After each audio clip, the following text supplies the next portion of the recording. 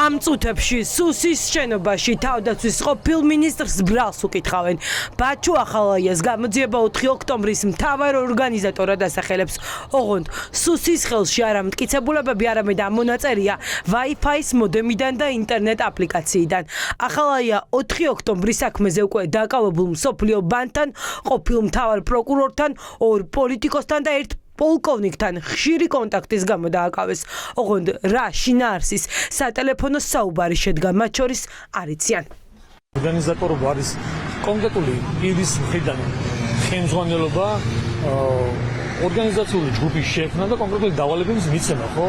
მსგავსი საკითხი და მსგავსი არგუმენტი რო არსებობდეს, ამის უნდა იყოს კონკრეტული მყარი მტკიცებულებები, რომელიც უნდა დაერქოს საფუძვლად ბრალს. კონკრეტული რაიმე არგუმენტი, მტკიცებულება, შეტყობინება, ან საუბრის ჩანაწერი თუ კი ბატონო გაასაჯარო უნდა ანახონ საზოგადოებას. ეს არის ვარაუდი და ვარაუდი კიდე არ შეიძლება იყოს ბრალდების საფუძველი.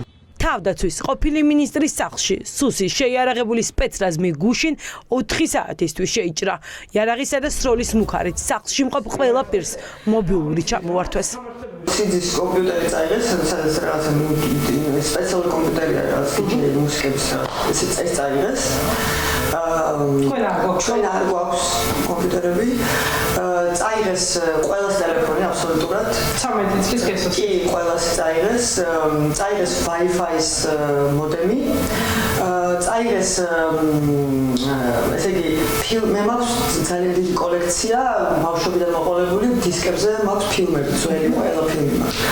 ესენი მიქონდათ.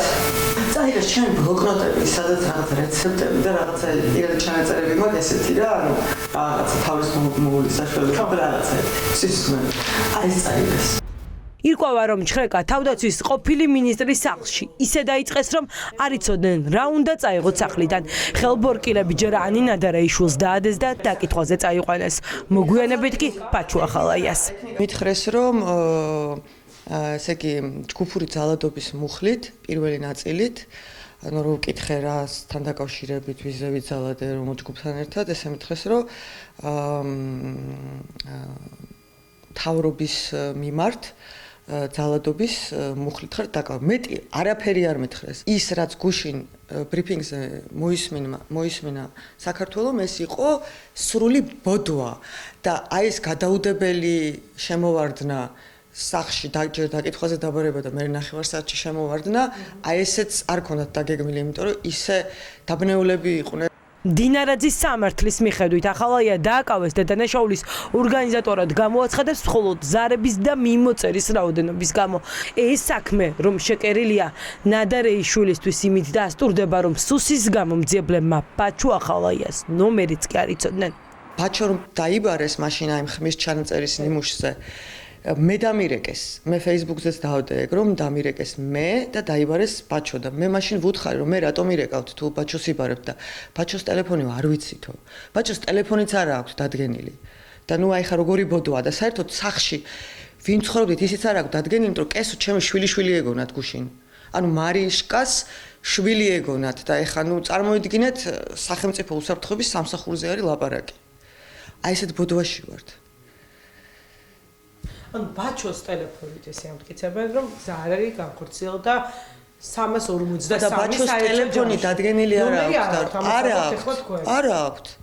გუშინაც მე დამირეკეს, რომ დაგვიბარეს და ბაჩო დაიბარეს ისევ ჩემი ტელეფონის მეშვეობით. Wi-Fi და მაშინ მკითხე. დაკავშირება ინტერნეტ აპლიკაციას. ხო და რა იცი, საიდან ბაჩოს ტელეფონი საიდან დაადგინეს? არ იციან ბაჩოს ტელეფონი. ანა ნადარეიშვილი გვიყვება რომ ყოფილი ძალოვანი დაკავებას ელოდა, რადგან 3 კვირის წინ ახალაია ემიგრაციაში მიდიოდა ოჯახის მატერიალური მდგომარეობის გამო, თუმცა ის საზღვარზე არ გაატარეს.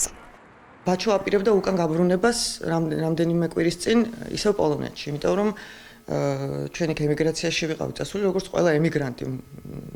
რაღაცა ლუკამაპურის საშუალებით ვიყავით ბანკში გვაქვს ყველაფერი და ძალიან დიდი დავალიანება გვაქვს და აქ მოგეხსენება ჩვენ არავინ არ გვამუშავებს და სამსახურს ვერ ვიშოვით და საზღვარზე არ გაუშვეს.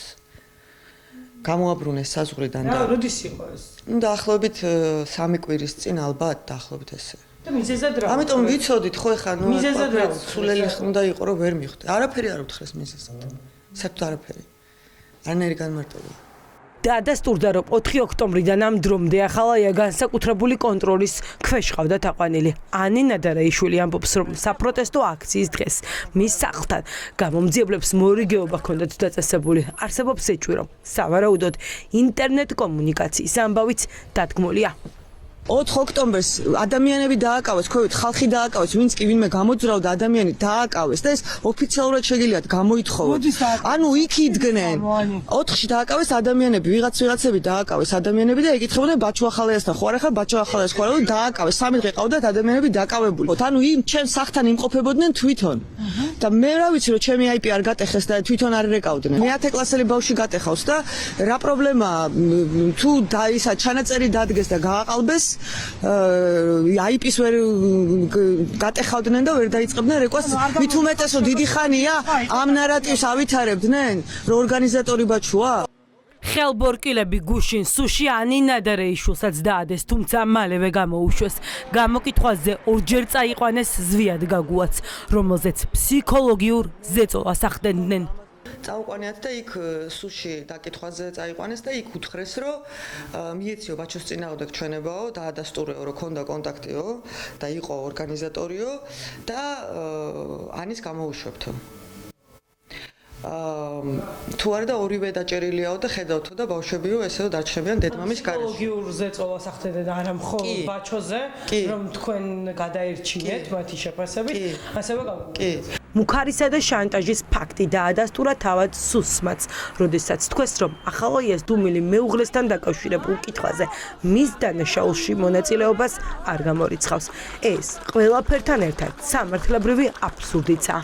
ამით ოცნებამ დუმილის უფლების გამოყენება გაუთანაბრა დანაშაულის აღიარებას და გააუქმა საქართველოს მოქალაქის უფლებაც არ მისცეს ჩვენება საკუთარი თავისა და ახლო ნათესავის წინააღმდეგ.